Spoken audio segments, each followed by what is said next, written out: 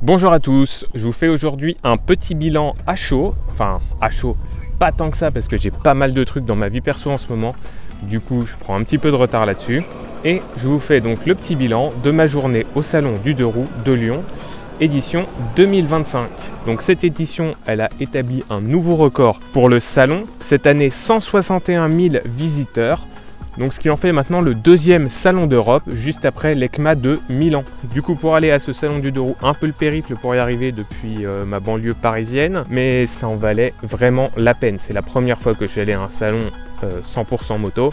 Et franchement, c'était vraiment super stylé. Si jamais vous ne l'avez pas fait et que vous envisagez de le faire sur les prochaines éditions, prévoyez vraiment une bonne journée pour tout voir. Ça suffit, une journée. Mais si vous voulez passer du temps dans chaque stand, donc les différentes marques moto, mais aussi d'équipements moto, les différentes animations qu'il peut y avoir, ça prend quand même pas mal de temps. Parce que oui, il n'y a pas que les stands de marques d'équipementiers et de fabricants de motos. Il y a également pas mal d'activités proposées.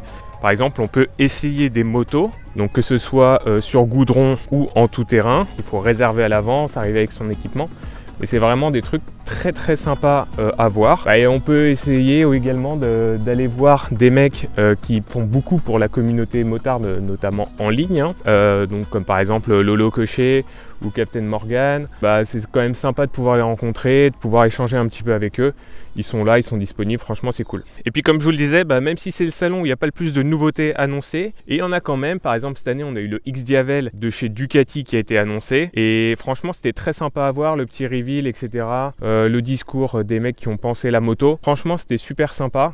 Mais aussi faire un salon de la moto comme ça, c'est pouvoir aller voir des motos qui ont déjà été certes annoncées, mais qu'on n'a pas pu encore voir dans la rue ou même en concession. Donc pouvoir par exemple, pour rester chez Ducati, aller voir toutes les V2, c'était quand même assez sympa. Moi donc maintenant faire le tour de tout ce que j'ai pu voir et tout ce que j'ai décidé de retenir de cette édition, parce que je ne vais pas faire le tour de tous les constructeurs, seulement ce qui m'a semblé le plus pertinent de garder. Si vous avez d'autres choses qui vous ont marqué pendant ce salon, n'hésitez pas à le marquer en commentaire, on pourra en discuter. Et surtout, n'oubliez pas de liker la vidéo et de vous abonner à ma chaîne. On commence donc par Ducati, parce qu'ils ont déjà fait la grosse annonce nouveauté du salon, avec la X-Diavel V4. J'en ferai une petite vidéo dédiée pour vous expliquer un petit peu toutes les subtilités de ce nouveau modèle. Comme je vous le disais, le constructeur italien a annoncé à l'ECMA la nouvelle plateforme V2. On a donc pu voir la Multistrada V2, la Panigale V2 et la Street Fighter V2 à ce salon, et c'était super sympa. Elles sont vraiment jolies, j'avais un petit peu des réserves peut-être sur certaines parties du design.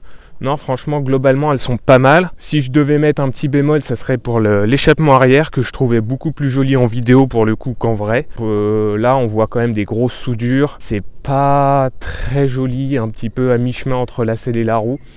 Je suis pas super fan de cet échappement. Concernant la Panigale V2, si ça peut en rassurer certains, on est quand même pas mal sur l'avant. C'est pas une position hyper reposante. Je sais qu'ils ont voulu faire en sorte qu'elle remplace l'ancienne Panigale V2 et aussi la Super Sport 950. Autant je vois comment elle peut remplacer la Panigale V2, même si elle est moins puissante, pour être une petite Panigale pour débutants entre guillemets. Autant pour remplacer la Super Sport, je vois pas trop, parce que ergonomiquement, c'est pas une moto qui est faite pour voyager. Donc je pense qu'ils ont vraiment sacrifié ce côté voyage, et tout sera mis sur la nouvelle Multistrada V2 pour ça.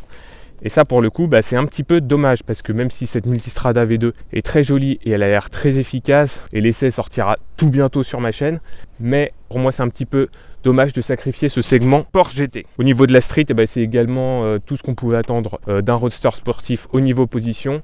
Il y a un petit peu de plastique qui m'ont gêné au niveau des genoux, parce que j'ai des grandes jambes, et pour le coup ça je pense que c'est quelque chose à voir en dynamique si ça gêne vraiment, mais pour bien serrer le réservoir, en fait c'est un petit peu chiant et c'est pas très agréable. Je trouve que c'est un plastique qui est juste esthétique et qui est pour le coup pas très ergonomique. Également après, c'est aussi un salon où les constructeurs montrent plein de choses. Donc la Ducati nous montrait la moto de Marquez pour l'année 2025 en MotoGP. Elle était vraiment sublime, c'est vraiment super sympa de pouvoir voir ces choses-là. Maintenant, changement d'ambiance, je vous emmène voir Can-Am, et c'est la grande attractivité du stand, a présenté ses deux roues, modèle 100% électrique, la Pulse et l'Origine. Alors partez pas tout de suite au courant, parce que autant la Pulse c'est un roadster urbain, alors qui est certes visuellement sympa, mais comme on en voit un petit peu partout dans nos villes, bon, ça a du sens un peu d'avoir un petit roadster urbain, mais à ce prix là, bon, pas sûr qu'on trouve vraiment son public. Autant l'Origine vaut le détour, car pour faire du tout-terrain, avec son moteur situé en bout de bras oscillant. Donc il y a une répartition des poids qui a l'air assez idéale pour la discipline, en tout cas de ce que j'ai entendu, parce que moi personnellement je ne suis pas un pro du tout terrain, mais si c'est votre cas, je pense qu'un essai s'impose. Elles seront toutes les deux disponibles dans toutes les concessions Can-Am très prochainement, et pour le coup apparemment ça vaut vraiment le coup d'aller l'essayer, notamment en tout terrain. Donc sur le stand Aprilia Moto Guzzi maintenant, eh bien peu de nouveautés cette année, à part des nouvelles versions de la V7, une nouvelle version de la V100 Mandello, notamment la version S avec son radar à l'avant qui est particulièrement moche, alors que c'est une moto que je trouve très jolie d'habitude. Pour le coup, si je devais prendre une V100S, je ne prendrais pas le modèle 2025. Par contre, la V100 Wind Tunnel, donc une édition spéciale qui est très bien réussie. Et donc cette V100, je ne peux que vous encourager à aller l'essayer. Pour moi, c'est un de mes coups de cœur absolus de toutes les motos que j'ai pu tester. Chez KTM maintenant on retrouve tous les modèles. Effectivement c'est pas compliqué pour eux vu qu'ils en ont 2-3 en rab en ce moment. Non, je plaisante. Alors il y a pas mal de choses qui sont sorties ces derniers jours sur KTM et ses problèmes financiers. Je vous en ferai une vidéo dédiée. Mais en attendant, sur le salon, la RC 990 attire l'œil tellement elle est magnifique. Franchement cette moto est vraiment super jolie. Alors KTM, après on aime, on n'aime pas, mais souvent leur design des motos est assez critiqué. Autant pour leur sportive, je pense que là, ils mettent tout le monde d'accord. On retrouve également sur leur stand toute la gamme des 390, 790, 990 et 1390. C'est vraiment beaucoup de modèles. Il y a pas mal d'offres d'ailleurs chez eux en ce moment. Donc chez leur marque satellite Husqvarna, la Vitpilon 801 vole la vedette à mon humble avis, avec des lignes sympathiques et une finition du plus bel effet. Le sublime concept bike de la 801 fait bien rêver également, encore une moto à essayer cette année. Je pense que 2025 je vais vraiment me régaler. Autre ancien satellite de KTM qui a quitté l'orbite de la marque, MV Agusta s'est désormais séparé d'une petite allée pour signifier ce récent divorce entre les deux marques. La marque italienne nous fait plaisir aux yeux avec ses sublimes motos qui font rêver, mais qui font pas rêver le portefeuille. Per Veloce reste pour moi une des plus belles motos actuelles du marché. Du côté de Honda, maintenant, de nombreux modèles exposés, notamment toutes les Goldwing de ces dernières 50 années pour fêter l'anniversaire du modèle. La NT 1100 version 2025, dont le test est déjà disponible sur ma chaîne, mais celle qui attirait tout le monde, c'était évidemment la Hornet 1000, qui pour le coup est beaucoup plus jolie en vrai, et notamment plus jolie que la Z900 à mon avis, dont elle s'inspire quand même très fortement. Donc pour une fois que la copie, en tout cas au niveau design, dépasse l'original, c'est quand même pas mal. Et la petite étiquette avec le tarif affiché fait vraiment plaisir, même si les finitions et les matériaux utilisés en pâtissent. Ça fait plaisir de voir une évolution d'un modèle sans une augmentation de prix fulgurante, voire même avec cette fois donc une baisse de prix, et ça c'est franchement cool de la part de Honda. Et donc en parlant de cette Z900, énorme stand de Kawasaki qui met à l'honneur cette moto phare de leur catalogue. Comme je vous disais, un peu moins jolie de la Hornet, mais beaucoup mieux finie. Et donc c'est également la Versys 1100 qui a attiré tous les regards des voyageurs. Après, est-ce qu'elle va réussir à être concurrentielle dans le temps? Et ça, l'avenir nous le dira.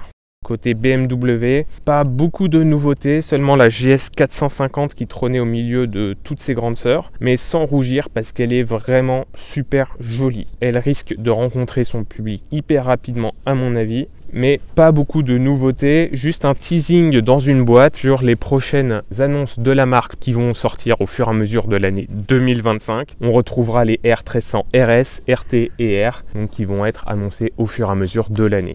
Yamaha également avait un gros stand avec tout son catalogue qui était présent. On retiendra la superbe R9 qui montre à quel point la marque japonaise soigne ses sportives. Et là par contre un peu moins superbe Tracer 9 dont le look a été sacrifié à l'autel de la technologie avec ses nouveaux phares matriciels. Pour le coup elle vraiment elle est pas plus belle en vrai qu'en photo, Ça reste très horrible. Et donc pour finir, Triumph qui présente ses nouveautés, la Speedtwin 1200 RS, la Tiger Sport 800 qui est vraiment agréable à regarder et agréable à être dessus également. Si le moteur est top, franchement je lui prédis un bel avenir parce qu'elle risque de rencontrer son public rapidement. Mais le salon du deux roues c'est aussi des motos customisées, des fois à outrance, mais franchement c'est très cool à regarder. Alors c'est vraiment pas ma cam, mais je me suis surpris à aller les voir sur tous les angles parce que ce soit son style personnel ou pas, ça reste quand même des motos qui sont super originale et super bien faite. Et je finirai donc cette vidéo en parlant d'un petit stand un petit peu coup de cœur, celui de Iron Racer, un garage de customisation donc pour des motos sur mesure et abordable. Vraiment, ils font du beau travail. Je vous invite à aller voir leur site, je le mettrai dans le descriptif. Et si vous passez par le Puy-en-Velay, vous pourrez aller les voir. Franchement, au pire, vous aurez passé un bon moment avec des passionnés. Et au mieux, vous aurez une nouvelle moto. Donc je vous laisse, à la prochaine fois. Et vous n'oubliez pas, on s'abonne et vous me dites en commentaire ce que vous avez pensé, vous, de cette édition 2025 du Salon du Deux Roues. Ciao!